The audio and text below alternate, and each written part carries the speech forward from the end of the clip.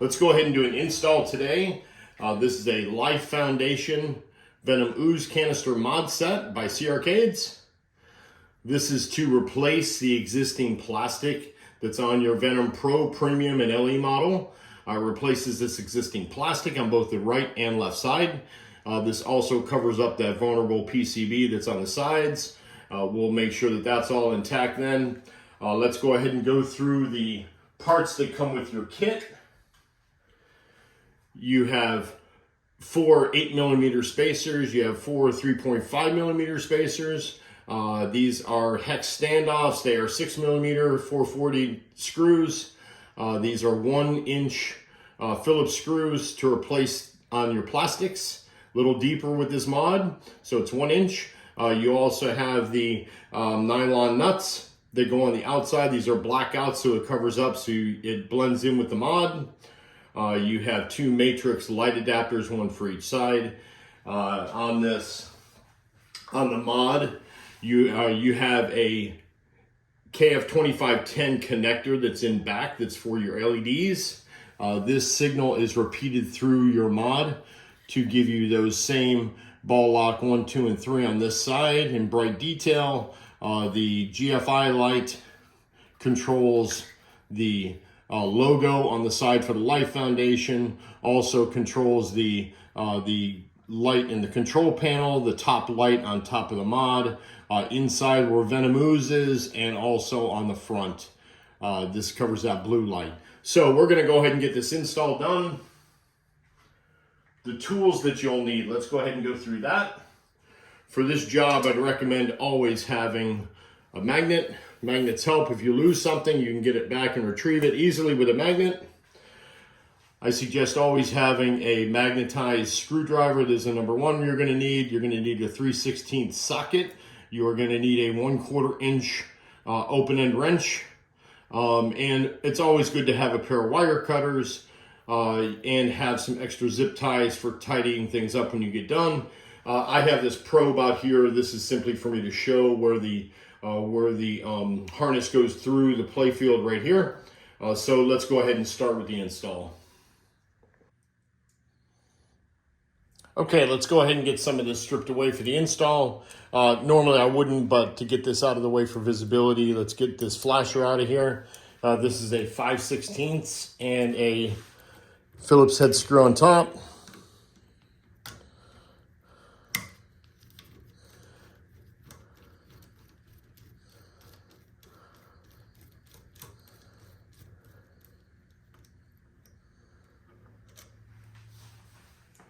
Go ahead and take him off.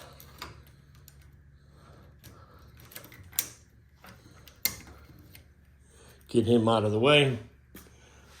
There you go. Now we've got a little more visibility on this. Okay. You've got a 1/4 inch nuts back here. You have Phillips head screws up front. You have that KF2510 connector. Go ahead and pull that connector, get it out of the way right now. And then let's go ahead and take off this front plastic and the LED strip. I always keep my finger on the back of the nut so it doesn't go anywhere.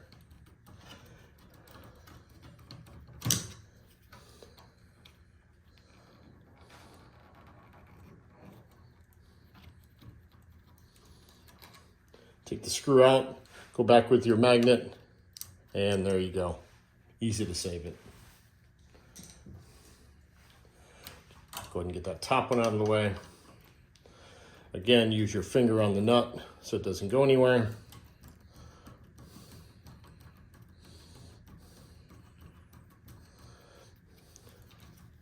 And all of this is going to come off now.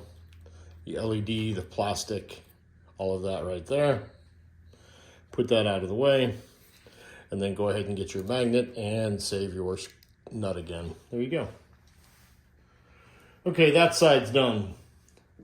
On the other side, you have, over on the other side, you have the PCB that is going to be protected. That still has a zip tie on it. See, I've got it right here. Leave it on those posts that comes with it. Leave it on those posts. But on top of that post, you're going to add two 3.5 millimeter spacers, one on the top, one on the bottom. You are also going to add two of the 440 6 millimeter hex standoffs. There's two of them right there. That is going to be your new standoff for you to attach the Life Foundation Venom Ooze canister mod.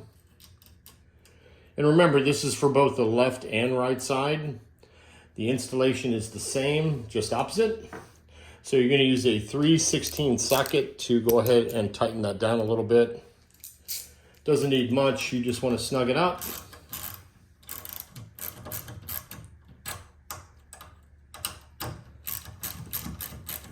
Then you're all ready for your canister to go on. Next thing is to show you where your harness goes. So I've got this dowel rod here, a little probe. It's going to go right back here. You're going to follow the same line that your flasher's on. See, here's your flasher.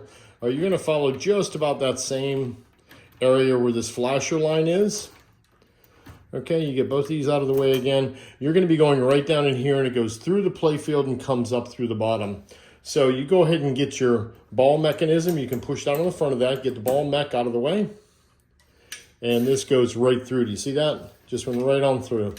Right through to the bottom side. That's where your harness goes through. Just so you can see that. See, super easy. I'm even out of alignment with it visually, but I can hit that spot. So right there. Okay. Go ahead and pull that out. That is where your harness is going to go. That's where your GI goes through. This is just a standard matrix plug. And I kind of straightened out a little bit to make sure that it's a nice straight line. Pull that ball mech down.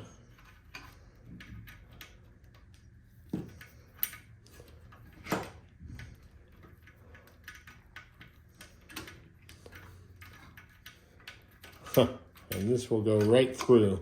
There you go. You'll feel it. See, there it is. Came right out the bottom. Okay. Now this is going to be wrapped around the back side of this post right here. You're going to go back behind that post with everything. It goes behind it. Okay. Same with this. When you pull your harness through for the KF2510 connector, you're going to pull that, and that also goes behind that post. Okay. So now the next tricky part is going to be putting the light on for it. You have your harness through. Now you need to get this installed to the front. So you've got your original harness. You've got your original LED light. Now this goes with the KF2510 connector with the pins facing you, not that back lip. That stays in the rear. So you're going to want those pins facing you. It goes in front like that. So you're going to take your new mod, you're going to put it up against it with these spacers. They go in between. Okay, these 8 millimeter spacers, they go in between. So you take your new 1-inch screws, you put those through the reproduction plastics. Okay. Then you put your spacers on. These are the 8 millimeter spacers. Put those on.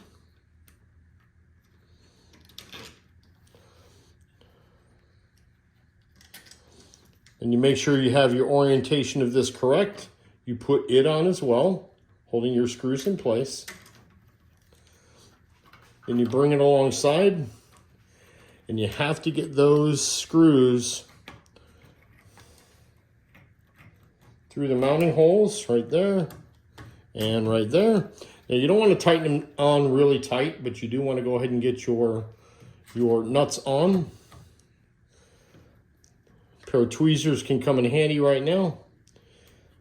If you have big fingers, it can be kind of tricky to get them on. But you want to at least just start a few threads. You don't want to go any further than that, just to get it started.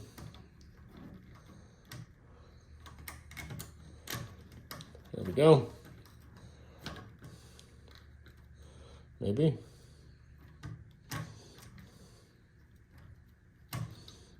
There we go. Just to get it started and in place, okay? You don't want to tighten it down. Very important, don't tighten it down. Just get the thread started.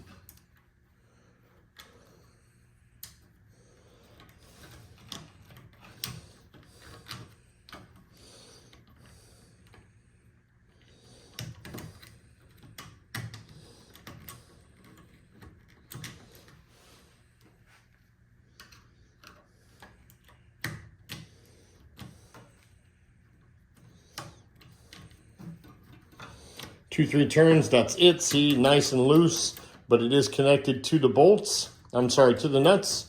So you're ready.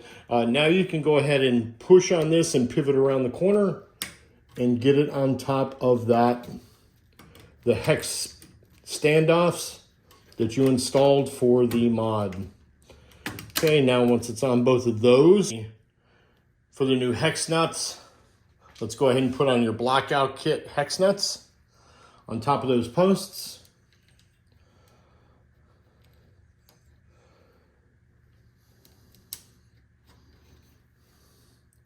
And these don't have to be super tight. You just want to snug them up really good. And you use your 1/4 inch for that.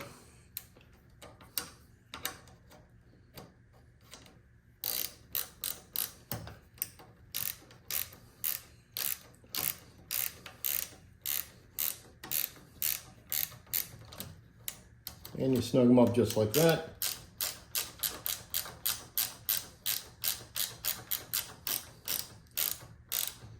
Okay. Then you can go ahead and also snug up your plastics with the spacers. Get your open end on there and go ahead and screw it in.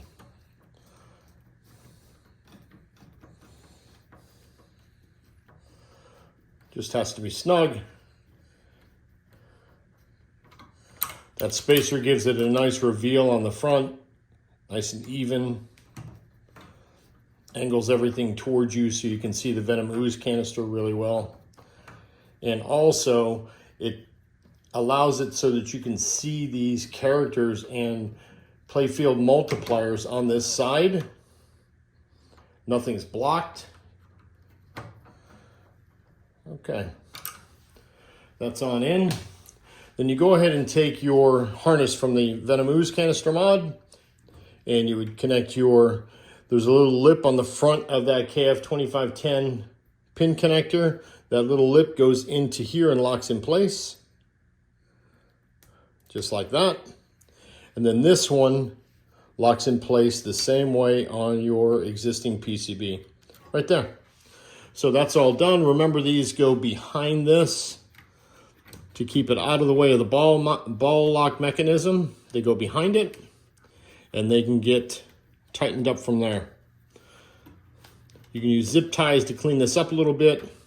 You're good to go. This can go down into the hole further. This can go behind there, like so. And he can go down there. Look at that. Nice and neat. Everybody's where it should be. And you reinstall your flasher.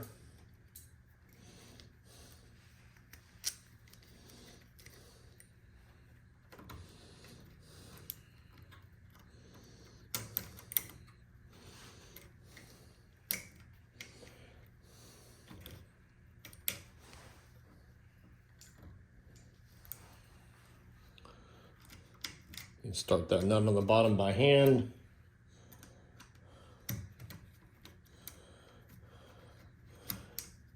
I always back up until I hear a click. That way you know you're in the thread pattern. Switch your socket back over to the 5/16.